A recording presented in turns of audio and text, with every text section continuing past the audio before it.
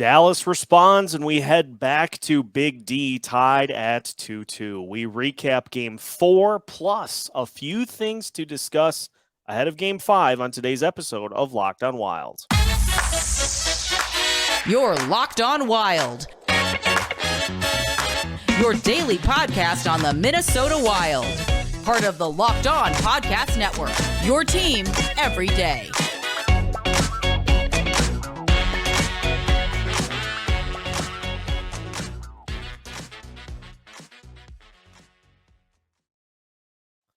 What's happening, Wild fans? Welcome to another episode of Locked on Wild, your daily Minnesota Wild podcast, part of the Locked On Podcast Network, your team every day. Thank you for making Locked on Wild your first listen each and every day. Make sure you subscribe on YouTube or your favorite podcast platforms so you don't miss out on any new episodes all week long.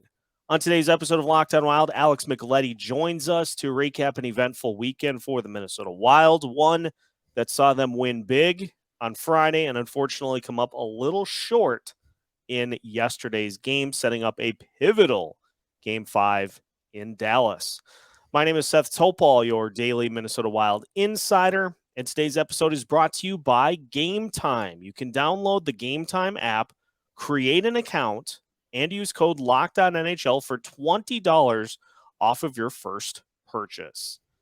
We bring in Alex Micheletti. Alex, the first playoff edition of Mondays, unfortunately, does not come after a Wild win. But hey, we got the win on Friday, and ultimately, from my vantage points on Sunday, this game came down to the opportunities early on in the game. You've got like 6 odd man rushes, a couple of breakaways. Ultimately, regardless of how things went with those penalties laid on Marcus Foligno, ultimately you got to find a way to get one or two of those past Jake Oettinger. He was the difference in this game. Yeah, he was phenomenal. I tweeted out right at the end there, the save on Marcus Johansson was all world. For him to push off and get to the other side and glove that down, that was absolutely incredible. And the Wild were humming late there, trying to tie up the game, and so he just came up huge. But yeah, there was plenty of opportunities. The one that also sticks out in my mind was the Freddie Gaudreau pass over to Marcus Foligno. It was a tap in, and he just missed it. Kirill had that breakaway, and Oettinger shut down the 5-hole. Kirill had another chance too on the back door, and then just missed it wide. Yeah, so there was opportunities for the taking there. You just have to bury. And it was interesting too, because all the talk heading into Game 4 was that Dallas was going to need to respond. They were going to need to come out swinging. And yes, the Stars did have more zone presence in this game. They did hit a couple of posts early on. But as I had a chance to see from the XL Energy Center, there were a ton of opportunities early on in which you have 4 or 5 Stars players swung over to one side of the Wild defensive zone. And once the Wilds got a hold of the puck and were able to get it out, like I thought, honestly, with all the things that the Stars did well in this game, I thought, frankly, they were kind of a disaster at points in the neutral zone.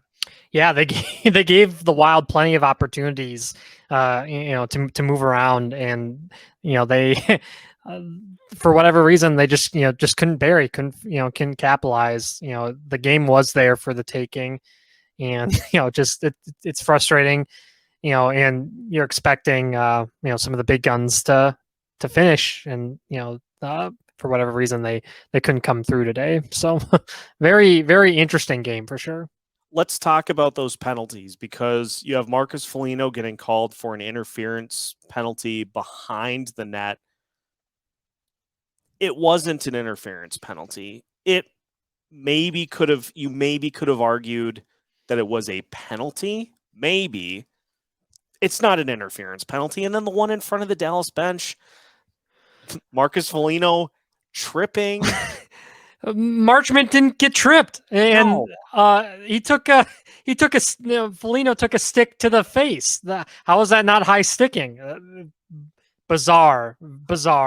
and it was both ways. We have to be fair and honest, because the Dadonov hit was exactly like the first, quote unquote penalty that, Foligno's hit.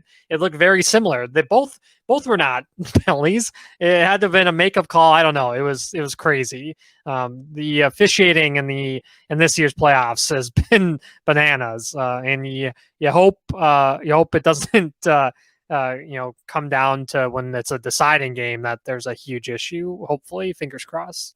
Yeah, and Dallas took those opportunities that they had on those penalties and they capitalized on it, because for their power play, they focused on getting the puck in front of the net. And you have the first goal that goes off of a skate, goes through Philip Gustafsson's 5-hole.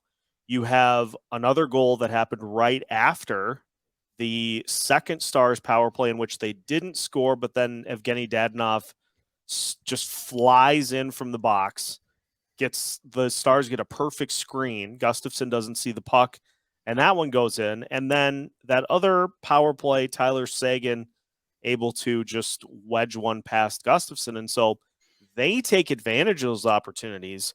And you may as well have called what the Wild were doing on the power play.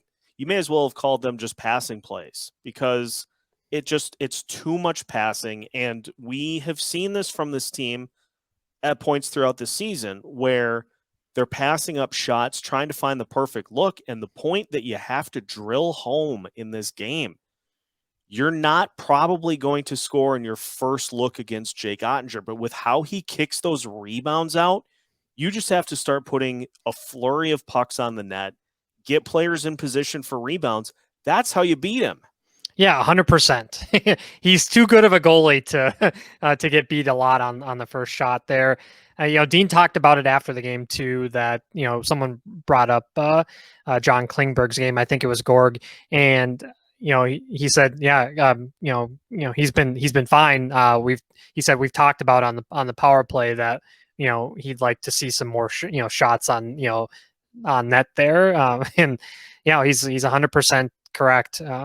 We've seen in the playoffs, it's a lot of puck luck, bounces off shin pads, feet, however it takes to get in, because these goalies are so good. A lot of the times you have to fool them, and you'll take those bounces. So they just need to get the puck on net and let it fly, because Ottinger, he's so technically, sound, exactly that, the Johansson shot at the end there. He pushed off and got over and was in perfect position to stop that one. So, you take a look at Klingberg's goal. He went against the grain and went far side, and it was a snipe. That's a way to score an Ottinger too. I can. A lot of that game too, the Wild were going low on Ottinger, and he was getting his pads on it. I think they have to start going up high. How the Stars went on Gustafsson over that glove. I thought both of the the two later goals, I thought they were pretty soft by Gus. Especially that third one was a backbreaker. He had. I don't know how the puck was fluttering, but I thought he could have stopped that Seguin shot. But I was also really proud that the Wild didn't give up there, because it was a deflating goal, but they worked really hard to try to get back into that one. So that's what they got to take into this next game, is that energy at the end there. Yeah, and the theme for this game is missed opportunities, as opposed to what we went with for the everydayers that listen for game 2, which was self-inflicted mistakes. It was a game in which the Wild were in it until the end. It just came up to a rebound here, a rebound there. The Wild had some opportunities where they were saucy rebounds that Ottinger had given up. There was one in which Marcus Johansson was in the perfect position for the tip in, and the Stars did a good job of just lifting his stick, getting him from being able to make solid contact. There was one on the near side of the ice where Kaprizov was in the perfect position to try to slap one home, and the puck just kind of fluttered on him. So you need to have more of that. If you are going to go low, as you alluded to, just have players in position to tap those rebounds in. But yeah, this is we talk about it a lot because it's a Minnesota sports team in the postseason. So obviously, you draw parallels to what happened in previous postseasons. This is a different feeling. It's obviously still a loss, but this is a different feeling going into Game 5 than it was last year because you're in it up until the end. Whereas in last year's Game 4, you're like, oh boy, yeah, we kind of got rang there. So it's frustrating, obviously, that the Wild weren't able to capitalize on those opportunities. But I think the important thing to take away from this game is that those opportunities were there, and a bounce here, a bounce there. One of those early breakaways goes in. I think it's a game that has a completely different look to it as it plays out. So credit to the Stars, credit to Jake Ottinger. He was fantastic. And that's exactly what Dallas needed in Game 4 to draw this one even. So we'll continue today's show. A few more things to break down.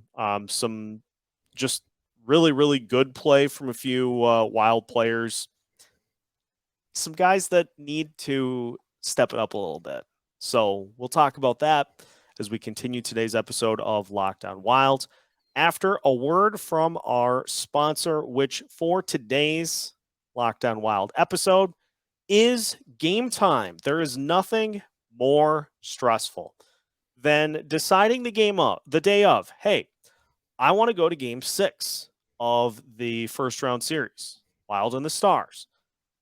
But tickets are either crazy expensive or they just are not available. Well, Game Time is here to help you through the hassle of trying to find tickets to events the day of.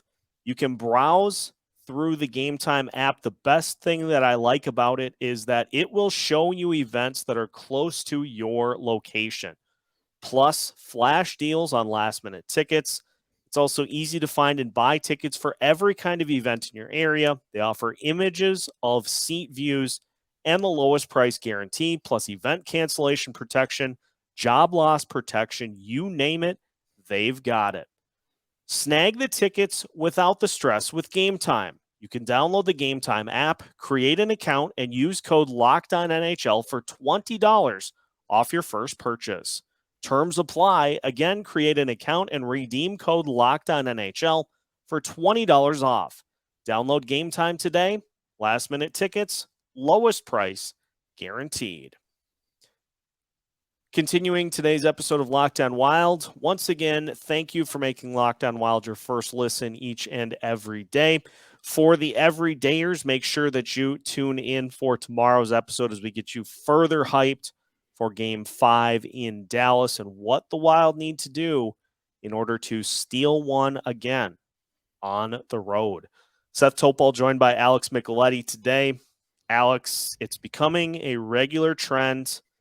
Gustav Nyquist has been nothing short of awesome in this series, and I was sitting next to Brandon Micheletti up in the press box, and he tweeted out just as much during the game. He said, you may be getting to the point where you need to start thinking about getting Nyquist more ice time, because not only does he have really good vision on the ice, he also is just so good at handling the puck and is just so calm out there on the ice.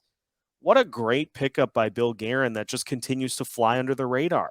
Yeah, he's a 200-foot player. He might not be as fast as he was when he, was coming out of college, but he does everything right. I mean, defensively, offensively, he can play on the power play. He can penalty kill for you. He's a complete player, and they got him for nothing. Bill Guerin got him for nothing because he was injured, and he worked extremely hard to get back in the lineup. And just imagine if they didn't have him, after the Shaw injury, after the Eck injury, they've really needed his services. And so you almost have to think about maybe, promoting him to the top line too, and the top power play, to get some of those guys going. Him and Johansson have just been so smart out there. Great pickups. Yeah, it's really interesting because you look at what is going on as this series unfolds. You had the really, really good Matt Zuccarello game in game 3, right back to it in game 4. And so maybe it's a situation, and I'm gonna give a lot of different shows shout outs here because we don't do it enough, and there just is so much good wild content out there. Was listening to Judd Zulgad, Judd's hockey show, on the way up to the XL Energy Center yesterday, and he made, I thought, a really, really good point. Is that it seemed like Zuccarello might have had a little bit of a talking to from either Dean Evison or Bill Guerin ahead of game 3. And maybe you don't end up pulling him off the top line, but honestly, that would be probably a perfect spot to get Nyquist some additional time, is shake up that top power play unit a little bit. Get Nyquist, a guy who I'm just going to keep saying I think will score at some point in this series. Give him an opportunity to get up there and just try to shake things up that way. Yeah, the Stars are winning the special teams battle right now, so the Wild are going to have to do something if they want to win this series. And so, you have your secret weapon there. Put them to use. It can't hurt. It really can't hurt. You give it a try. If it doesn't work, you go right back to what it was beforehand. But at least try something. It doesn't hurt. And so he's not. Like we've talked about, he's not going to hurt you. He's a smart player. He's a veteran in this league for a reason. He's been on multiple teams, and so that's a guy that you can trust, I think. Yeah, I agree. And I saw some calls on Twitter as well in an attempt to jumpstart the power play to get Calen Addison out there. And I'm just going to say it right now, bluntly, I think that ship for the rest of this season has sailed, because here's the thing about the top power play. John Klingberg, as the defenseman anchoring that power play and leading that power play, is very, very, very low on the problem scale of what's making that power play ineffective. He moves the puck pretty well. He is, if anything, he's guilty of overpassing himself. But again, he scored a goal tonight. He did a good job of trying to facilitate up there from the top. If you're going to point fingers at what is causing problems with this top power play, it's the other guys passing too much. And so I think too, the combo of Faber and Klingberg seem to have such good chemistry together out there on the ice. The only way that decor is changing right now is if somebody gets hurt. I'm not touching it either way. Otherwise, no, 100%. You're not throwing Calen Addison in there. It's too much of a liability defensively right now. You can't throw him in there. And the minute that John Klingberg was sent here, you knew that Addison was done. It was just Klingberg was traded here to be the power play quarterback, and you aren't going to take him out. And Faber, it's incredible that, in that small little window, he is beating out a veteran in Alex Goligoski, who has won a Stanley Cup, and they are trusting the 20-year-old, which is incredible. But, you take a look, there's, Luke Hughes out in New Jersey. He's not playing right now because, as good as an offensive defenseman as he is, defensively, you don't trust him. And so with Brock Faber, his offensive game, it could eventually get there, but he's so good defensively with his stick. He's going out there, against, some solid, seasoned veterans and performing admirably, and he's out there with John Klingberg, who's not the greatest defensively, but they're making it work, and they're putting in a lot of faith in the 20-year-old to make it work between those two. So it's impressive. Yeah, and you are putting Klingberg in a lot less situations in which he can potentially be exposed defensively. But, I mean, look at what happened in game 2, where I don't know how many odd man rush or breakaway opportunities the Stars had in game 2 that Merrill kept getting run right by on. And that has stopped since you have put Klingberg in. Those 3 D pairs are playing well. Klingberg's even mixing it up physically a little bit too, which you love to see. So I don't touch the D-core at all in any situation unless somebody gets hurt. So that's where I'm going to put it. That's where we're going to put it. And yeah, we're not budging on that. Speaking of hurt, we got to talk about Kirill a little bit. I don't know if he is 100%. So we'll talk about that because I wanted to finish today's show by discussing the top guys, the top line for both teams, because it's been a roller coaster for both the Wild and the Stars. And so we'll finish today's episode of Locked On Wild discussing which top line will get things going first. That's on the way after this. Final segment of today's episode of Locked On Wild. Once again, thank you for making Locked On Wild your first listen each and every day. For the everydayers, we've got some surprises coming up here later in the week. We've got some big guests in the works to get things rallied up between games 5 and game 6. So make sure to stay tuned. We'll announce those once we have them locked in. But for today's episode, Seth Topol joined by Alex Micheletti. Kirill, I'll give him all the props in the world. He is he's gutting it out. He very clearly is not 100%, but I saw you and Judd tweeting back and forth after the game. And, you know, he didn't score. Kirill hasn't scored in a couple of games, but he still is impacting the game enough to where I think you assume that at some point he's going to get back onto the score sheet. The nice thing about it, though, is that with him only having 1 goal so far, everybody else is stepping up. Yeah, there's been, I tweeted it out too, 10 different goal scorers. So it's a complete difference from a year ago when Kirill was doing everything against the Blues. And so, yeah, it's really nice to see Klingberg score, Freddie score, so that was awesome, and we've seen it in flashes with Kirill too during that game. He made that spinorama move. And so, yeah, it's there. Just, the finishing touches aren't for whatever reason. And, he's a tough guy. I think he is still fighting through that lower body injury. When Logan Stanley went WWE on him. And so that's a name that we'll never forget now. We'll be doing this like 10 years later. And I remember when Logan Stanley almost ruined the season for the Wild. And so, yeah, I give props to Kirill because, he wants this so bad and they need him, especially with Ek back being hurt. And so, he's relied on to be the superstar of this franchise. And so, he's trying to push through and, hopefully he can have one of those breakthrough games that we're used to. Yeah.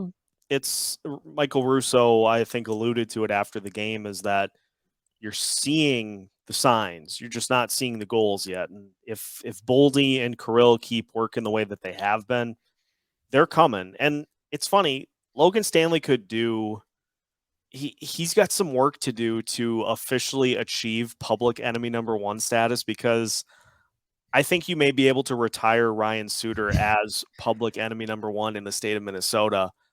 My God, people were all over him over those 2 home games. I didn't think we would see it again. Remember when he had left Nashville, and every time he went to Nashville, it was really, really bad with the booze. And now this is the second time. It's crazy. I would never in my wildest dreams think I would see a Ryan Suter jersey and on the back of the nameplate, it says sucks. And to see it in bars and people are running, stomping over the jersey, putting it on the floor, never would I ever thought, because he was beloved here. I mean, he sacrificed a lot, his body and time here.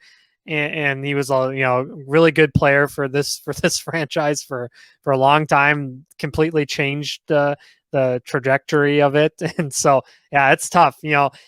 I want to know too, because I don't know if a player's been bought out multiple times or not, or that Dallas contract wasn't great either. So yeah, it's crazy, but he's doing it to himself too with with the cheap shots, and so he knows what he's doing.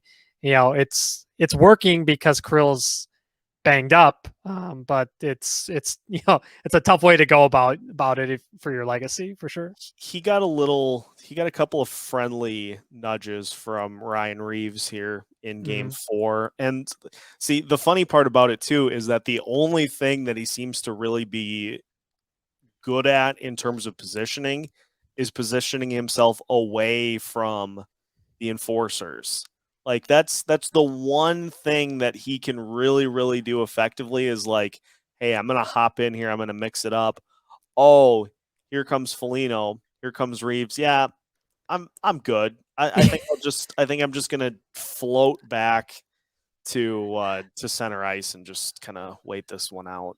Well, unfortunately for him too, he's on their top pairing with Miro Heiskanen, and so Miro, oh my God, he is having an incredible series, and so he's going to be out there with Miro all the time, and so he's going to hear the boos constantly because he's playing top line minutes on the back end there, which I can't believe he is, but they aren't very deep defensively back there, and so that's why he's having to play a lot. So it's basically the only two I really trust are Miro and Esa Lindell, who's he's their version of Jonas Brodin. He's so good defensively. No offense like Brodin, but those guys are just lockdown machines. It's awesome. Well, and Brodin has been part of helping Jason Robertson pull a Harry Houdini over the last couple of games. How impressive of a job that the Wild have done on Robertson. I know Tyler Seguin got the 2 power play goals, but beyond that, I mean, I think Kevin Foligno said it again. Shout out to Wild Fan Line, who I was listening to on the drive home. They do an A+ job as well. I know your dad involved with that, as is Brandon Molesky. Kevin Fallness, Lavelle Neal was in on it too. It was so much fun to listen to. They alluded to it too. The Stars have scored 12 goals in this series. 7 of them have come on the power play. And so you have to kind of take this statement with a grain of salt, because Seguin did score twice, but that combo of, let's just say, Robertson and Rupe Hintz, they have been very quiet over the last couple of games, and that's credit to the Wild defense. Like, Robertson had a couple of shots. He ended up with an assist, but boy, he has been, for the Stars' top option, he's been very quiet the last couple of games. Yeah, 100%. He's a heck of a player. He's so much fun to watch, but he's been very quiet 5-on-5, and the Wild will take that because that guy can score in bunches, and so they miss Joe Pavelski so much, because when he's on there, that's the best line in hockey. And so, I have to give one guy really a lot of credit to Matt Dumba. If this is the swan song, he is playing his heart out. He's hitting everything in sight, and playing very well defensively. And we want to talk about a crazy, beyond the pond. There was a lot of talk about Jared Spurgeon being too small, not being a good leader, take the captain spot away. Imagine this team without Jared Spurgeon. It was shocking to hear that, especially after a big win on the previous game. That guy is a heart and soul player. You ask Marcus Foligno, he's like, he would say, I love Jared Spurgeon. Jared is keeping the captain spot. You saw the social media post by the Wild after they won that game, and he was holding a puck in the air, and he had a big bandage all over his nose. I mean, that guy plays his heart out. He's the smallest guy on the ice, but he outworks you and Yeah. can muscle you off the puck. And I I don't know what they would do without that guy. He is a major part of that. Why the defensive structure is what it is. Yeah, and his size is one thing, but you put his poke check and his stick work up there amongst the best in the NHL. And he's not afraid to mix in there. He'll bump with Jamie Benn, who's got a significant height advantage in weight. He's not afraid to get in there, and it's nice to have two sets of D that are major shutdown guys.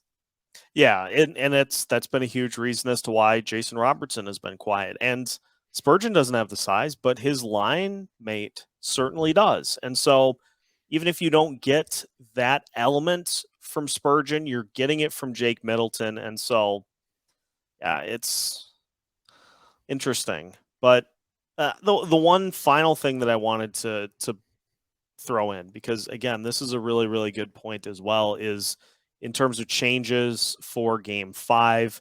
I think a few of these lines are probably pretty good. I wouldn't do anything. I know there's been some discussion as to pull Ryan Reeves out of the lineup, but here's the counter argument to that is you've seen the likes of Ryan Suter, you've seen the likes of Jamie Benn, you've seen the likes of some of those guys be a little more quiet in the hits department. I can promise you, the moment you pull Ryan Reeves out of the lineup, that is going to crank up, and they're going to be doing it every chance they get.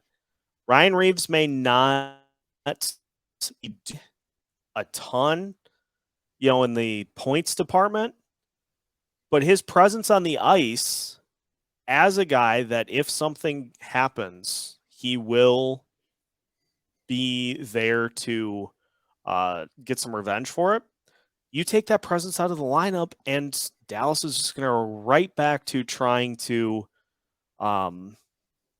check Kirill Kaprizov in the back again. Like, a lot of that has stopped over the last game plus, and you take him out, it's just going to continue.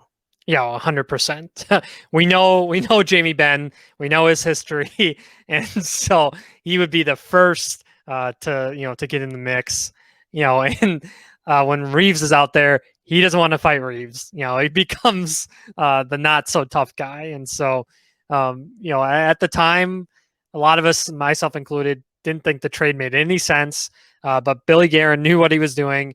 He got him for the moments like this too in the playoffs, where you're playing a team where they have guys like a Jamie Benn or a Ryan Suter, who Reeves has history with. When Suter was a Wild player and Reeves was a Vegas player, and Reeves checked him into the goalpost, which was a crazy move. Yep. And so you just Revo's lurking on the bench there for anything, and he understands the assignment every time he's out there. Oh, most definitely. And he's got a lieutenant on his line there in Brandon Duhaime, the crazy Florida man, who will step in and fight and throw his body if needed as well. Yeah, they've got plenty of. I think that's been the thing that we've seen over the last couple of games, is that it's shifted more back to the hockey as opposed to all of the scrummies, as I'll choose to call them. So it'll be interesting to see. We've talked about it. The everydayers know our stance on this is that this is going to be a long series. These are two very evenly matched teams, and we have seen both teams punch and then counterpunch throughout the course of the series. Wild took game 1. Dallas counterpunched in game 2. The Wild counterpunched in game 3. Dallas counterpunched in game 4. If we're playing volleyball here, it's the Wild's turn to serve. And so you go to the next game, you've got an opportunity to try to reclaim momentum by picking up a huge win in game 5. Yeah, 100%. I like what in the other series, in the LA Oilers series, they asked Anze Kopitar, and he's like, tomorrow's another day. We're tied, and that's the mentality you got to have. It's best of 3 now, and like you said, both teams have taken a punch, and that's how you respond. And so Dallas had a tough loss, and they came back and they beat the Wild at home, on the road, and now the Wild have to go in on Tuesday and do it to Dallas, and they've won there, and they know what it takes to win, and they just have to win the special teams battle and get some of their big guns going, Yep. and get Boldy. It would be so nice for Boldy to get a goal here, because once the monkey's off the back for him, he scores in bunches. And so, he's doing everything right, except for putting the puck in the net. He's taking draws. I never thought he'd be back at center, but he's doing a great job at that. And so, let's hope we see Mr. Boldy get a goal here. Yeah, 100% agree. So we'll see what happens for the everydayers. We'll talk tomorrow about some of the in-game coaching decisions, because it's the one thing we didn't have an opportunity to get to here today that we probably could see some improvement with. And so we'll talk about that, as well as some other keys for Game 5 coming up for you tomorrow on Locked On Wild. But that'll do it for today. Thanks for tuning in, as always, and for making Locked On Wild your first listen and part of your daily routine. Make sure to follow Locked On Wild wherever you listen to your podcasts. Follow us on YouTube, and make sure to turn notifications on so you don't miss out on any new videos throughout the week. We've got new content for you every Monday through Friday, plus some post-game hits as well. You can find all of it as part of the Locked On Podcast Network.